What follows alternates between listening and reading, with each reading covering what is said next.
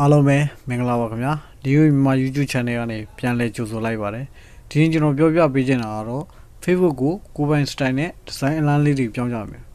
design အလားလေးတွေပြောင်းတဲ့နေရာမှာကျွန်တော်တို့ Facebook နာမည် design အလားလေးတွေပြောင်းမယ်ကျွန်တော်တို့ပို့ design အလားလားလေးတွေတင်မယ်ပို့တဲ့အခါမှာဖောင်းလာလာလေးတွေနဲ့ဘယ်လိုတင်ရမလဲဆိုတာကျွန်တော်ရှင်းပြပေးချင်ပါတယ်ဒီအားလုံးလည်းစိတ်ဝင်စားမယ်လို့ထင်ပါတယ်ဒီ season လေးမစခင်မှာကျွန်တော်ရဲ့ YouTube channel ကနီးပညာနဲ့ software ကောင်းကောင်းလေးတွေတင်ဆက်ပေးနေတာဖြစ်လို့ subscribe နေထားဖို့လည်းမမေ့ပါနဲ့နော်တက်တဲ့နိုင်တရဖို့အတွက်ဘေးကခေါင်းလုံးလေးကိုလည်းတစ်ချက်နေပြီပါခင်ဗျကဲဒါဆိုကျွန်တော်တို့စလိုက်ကြအောင်ပါကျွန်တော်အရင်ဆုံးဒီကျွန်တော်တို့ Facebook ထဲဝင်ကြည့်ပါမယ်ဝင်ပြီးတော့ကျွန်တော်ဒီမှာပို့တင်တဲ့နေရာမှာကျွန်တော် design လမ်းလေးတွေနဲ့ဘယ်လိုတင်ရမလဲဆိုတော့ကျွန်တော်အခုလုပ်ပြပါမယ်ကျွန်တော်ဒီမှာ happy birthday ပါ happy birthday ပါ HID HID chit happy birthday ပါချစ်ကျွန်တော်တို့အဲ့လိုလေးတင်နေတယ်ဆိုလို့ရှိရင်ကျွန်တော်တို့ဒီမှာဒီတိုင်းဆိုလို့ရှိရင်တာမန်ဖောက်နဲ့စလုံးသိမ့်မလောက်ဘူးခင်ဗျကျွန်တော်တို့ဒီဟာ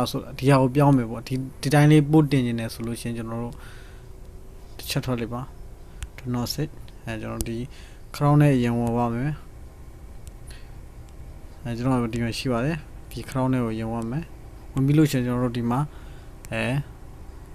ကျွန်တော်တို့ Facebook ကနေပြောင်း Facebook ကနေဖောင်းလာလိုချင်တဲ့အတွက်ကျွန်တော်တို့ Facebook ဖောင်းလို့ရိုက်ရှာရင်တွေ့ပါတယ် FACE okay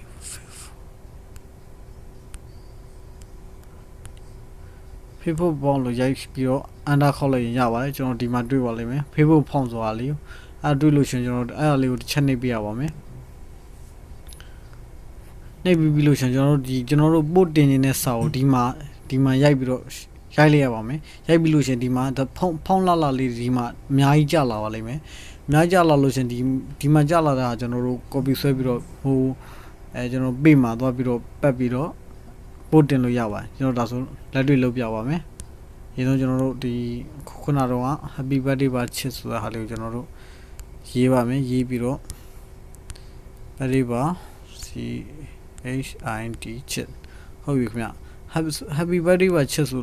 ရေးပြီးတာနဲ့ကျွန်တော်ဒီမှာအများကြီးကြာလာပါလိမ့်မယ်ဒီမှာကိုလိုချင်တဲ့ design ကိုလိုချင်တဲ့ပုံစံလေးကိုရေးပြီးတော့ copy ဆွဲပြီးတော့ကျွန်တော်တို့တင်ရပါမယ်ဟောဒီမှာတိုင်းလာလေးတွေပါအများကြီးရှိပါတယ်ဗျ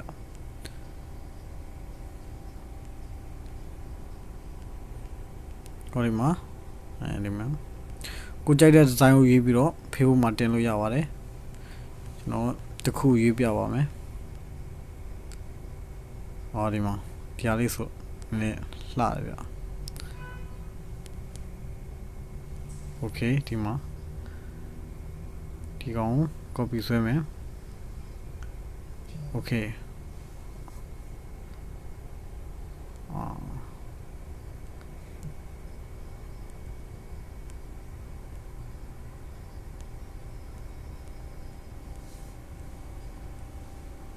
โอเคဒီမှာ copy ဆွဲလိုက်ပြီဆွဲပြီးတော့ကျွန်တော်တို့ Facebook ထဲကိုပြောင်းသွားပါမယ်ဒီမှာ Facebook ရှိပါတယ်ဒီမှာပို့ပါအဲ့ဆိုလို့ချင်းဒီမှာပတ်လိုက်ပါဒီမှာပတ်လိုက်လို့ချင်းဒီမှာကျွန်တော်တို့ကြာလာပါလိမ့်မယ်အဲ့ဆိုလို့ချင်းကျွန်တော်တို့ဒီမှာကိုတင်နေတဲ့အတွက်ဒီပုံလေးထည့်ချင်လို့ချင်းဒီမှာပုံထည့်လို့ရပါတယ်ကျွန်တော်တို့ဒီကောင်လေးပဲထည့်ပြပါမယ်အစမ်းတင်ပြရဆိုတော့လေကျွန်တော်ဒီဟာလေးပဲထည့်လိုက်ပါဒီမှာအပေါ်မှာ happy birthday ပါချစ်ဒါဒီမှာ design လေးတွေပေါ့ဒါတဲ့ကိုကနောက်ထပ်လိုချင်နေတယ်နောက်ထပ် design ထပ်လိုချင်နေရဆိုလဲဒီမှာ copy ဆွဲလိုက်ပါဒီမှာ copy ဆွဲလိုက်ပါဆွဲပြီးလို့ရှင်ဒီမှာဒီပို့မှာပဲထပ်ပြီးတော့ဒီဘက်မှာချပြီးတော့ထပ်ပြီးတော့ပတ်လိုက်ပါဒီမှာဒါဆိုလို့ရှင် design လမ်းလေးတွေပေါ့ဒါလေးပြီးတော့လို့ရှင်ဒီမှာကိုကသူ့ကိုတက်တွဲခြင်းတယ်ဆိုလဲတက်တွဲလို့ရပါတယ်ဒီမှာရိုက်ပြီးတော့တက်တွဲလို့ရပါတယ်နောက်ပြီးတော့ကျွန်တော်တို့သူတယောက်တည်းပဲမြင်စီခြင်းလို့ပို့တင်ခြင်းတယ်ဆိုလဲဒီမှာဒီဟာလေးနှိပ်ပြီးတော့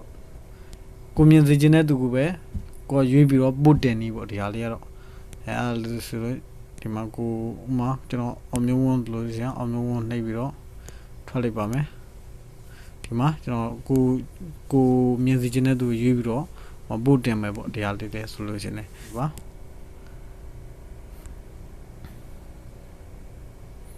ဒီမှာဗျကျွန်တော်တို့ဒီမှာဖောင်းလာလာလေးတွေနဲ့ပို့တင်လို့ရသွားပါပြီတော့ခုလိုနေပါတခြားစာတွေလည်းတခြားပုံစံတွေလည်းကျွန်တော်ဒီမှာ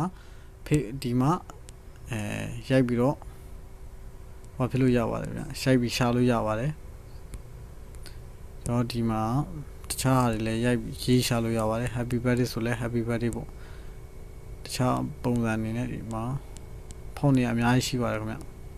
မြန်မာစာတော့မရပါဘူးခင်ဗျဒီအင်္ဂလိပ်စာပဲရပါတယ်အင်္ဂလိပ်စာနဲ့တခြား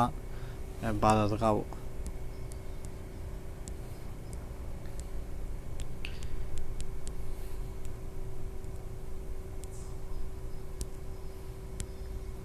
နောက်ပြီးတော့ကျွန်တော်တို့ဒီ profile မှာလဲနာမည်ဆိုလဲဒီကိုကအဲ့လိုပဲပေါ့